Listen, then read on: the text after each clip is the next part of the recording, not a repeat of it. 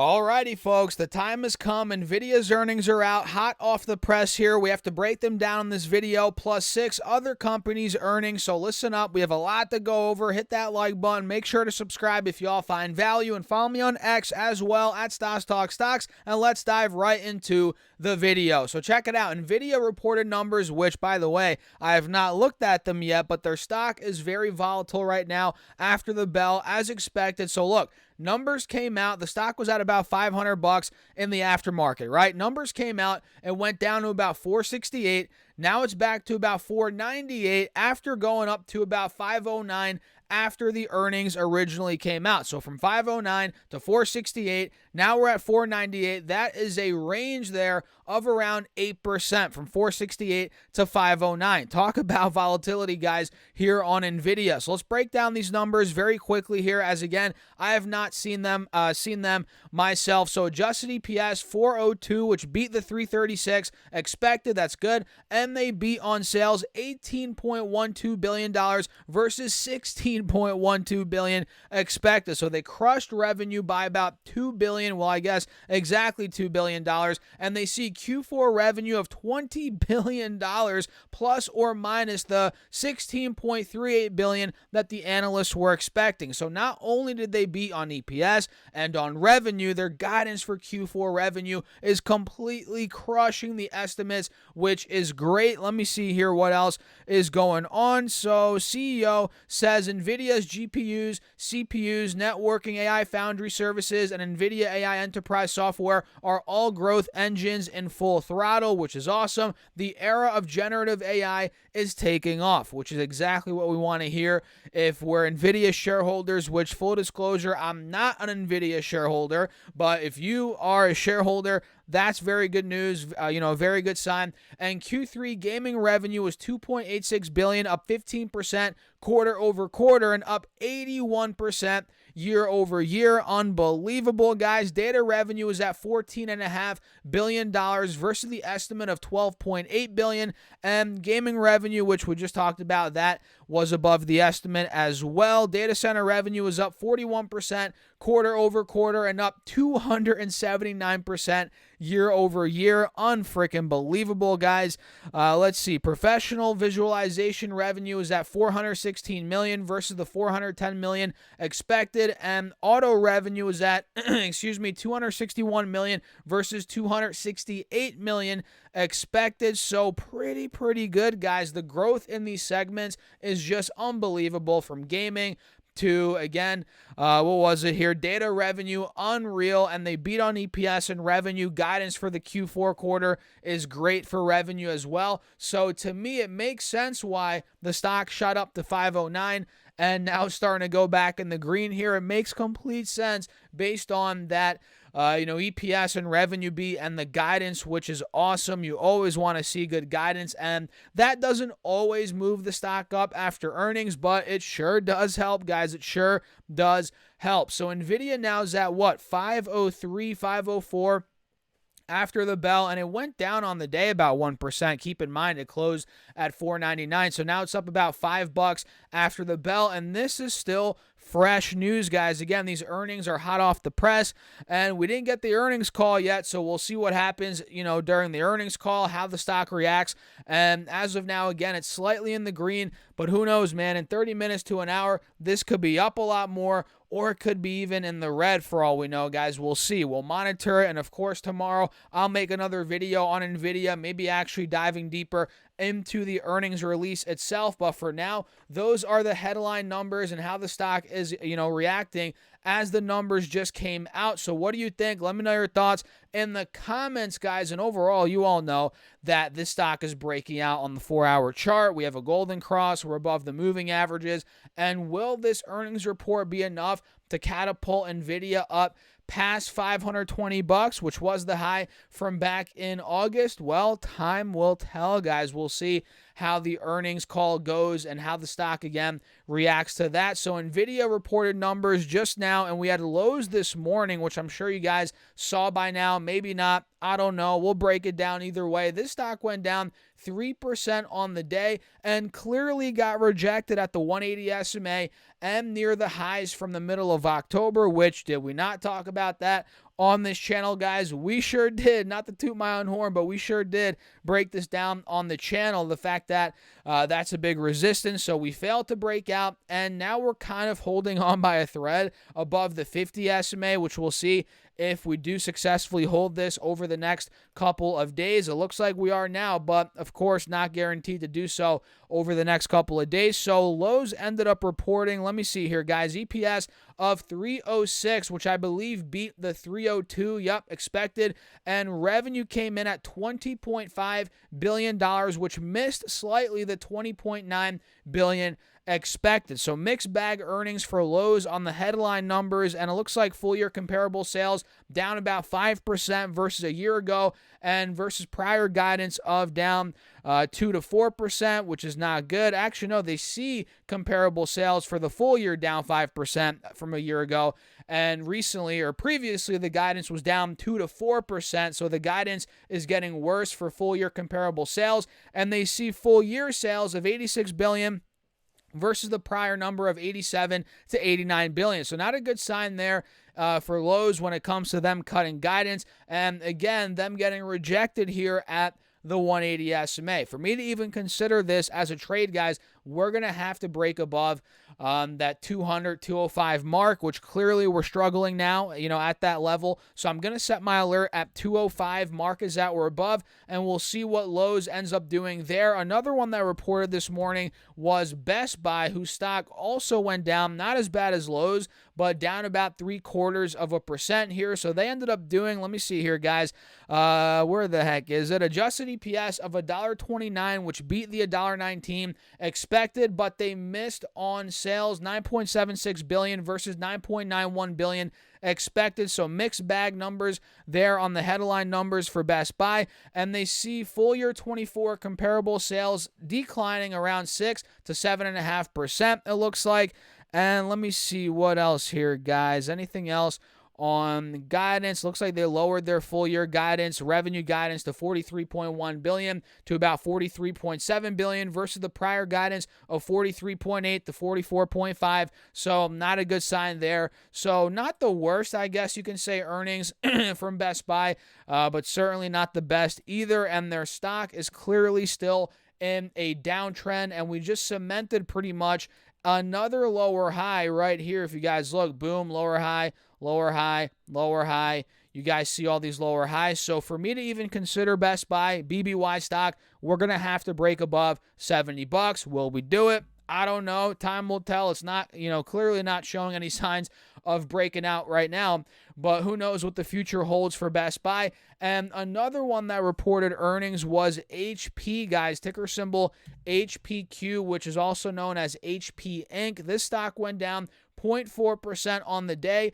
And did they report after the bell? Yes, they did, guys. So they went down 0.4% on the day. Now they're down an additional 3% after the bell. So let me see what HP ended up doing here. Looks like they ended up doing, where is it here, guys? Let me look and see. Give me a second. Looks like they did about, where the heck is the number here, guys? $13.8 billion. All right, when it comes to revenue, there you go. And EPS came in at, where the heck is it here, guys?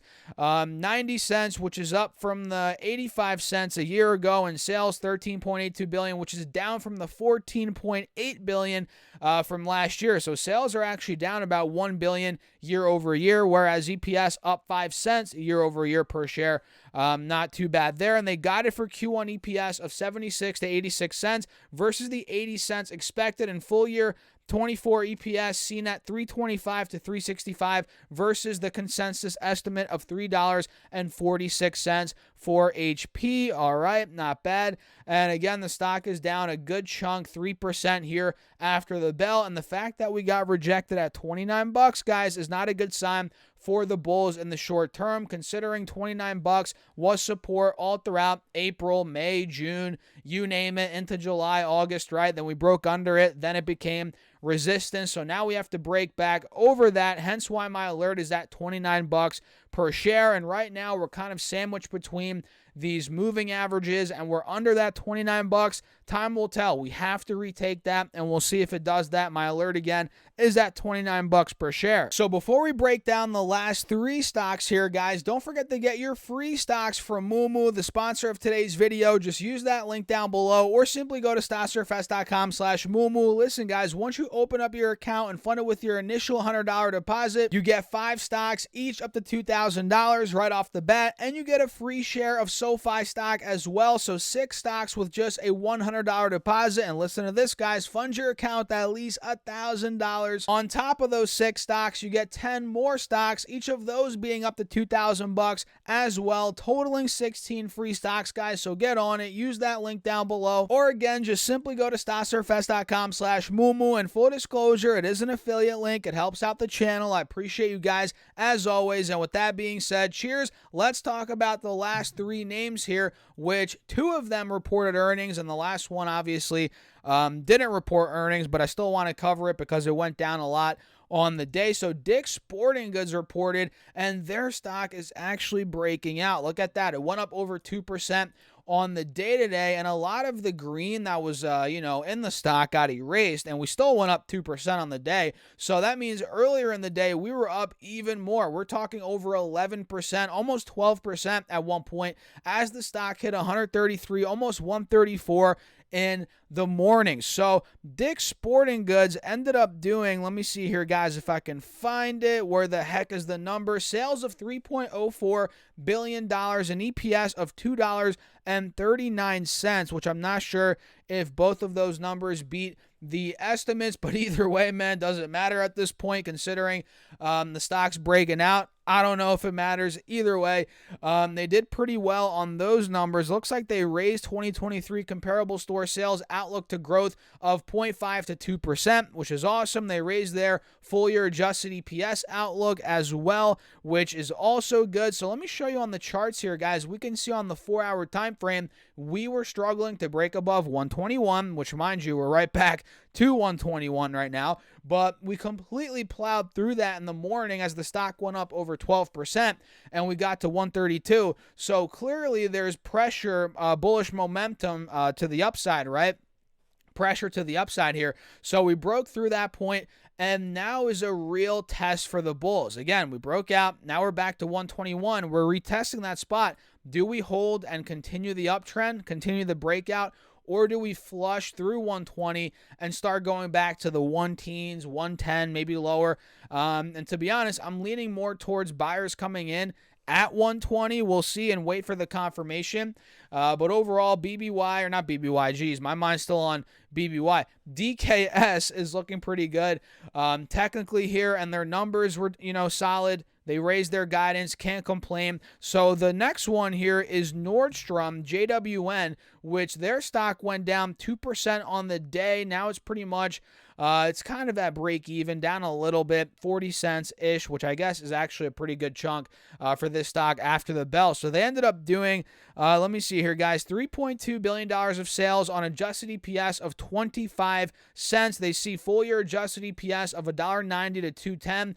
And let's see, Q3 EPS was up from 20 cents from last year, and now they just did about 25 cents, so it's up 5 cents year over year. But sales are down from last year's $3.55 billion. Again, sales came in at $3.32 billion, so pretty interesting there. Sales are down year over year for Nordstrom, as EPS is up a little bit year over year. So their stock, I'm not a big fan of it, to be honest. I'm not a big fan of many of these retail companies, guys, to be honest, like Nordstrom, Macy's, not a big fan of them. But watching them overall, regardless, considering their stocks are typically volatile and there could be some trades to be made here during the volatility, within the volatility, and overall in the past couple of days, we've slowly been starting to break to the upside on JWM after getting destroyed from August to about October. So let's see, maybe we get some sort of a relief rally overall. Maybe we get a run towards $20. That, in my eyes, is possible heading into the holiday quarter here, guys. We'll see. I don't know. JWM, add it to your watch list. And the last one here, which, by the way, if you guys stuck till the end, I appreciate you all. As always, let me know in the comments, say stuck till the end, or just drop a comment on where you guys are watching this video from, whether it's in the United States or you're outside of the United States. Let me know where you're watching this video from. I appreciate you guys.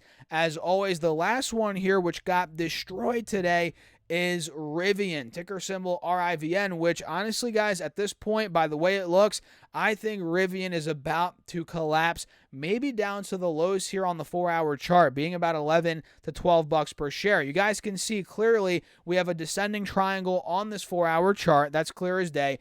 And today we went down 7.1%, and now we're testing the lows again from the last couple of weeks. You guys can see we hit 1570 back in the end of October. We hit in the middle of November, about 10 days ago, 1570 as well. And guess what? Now we're at 1570 again. So if we fall through this point, I'm thinking we're going to flush down to about $12.50 to $13.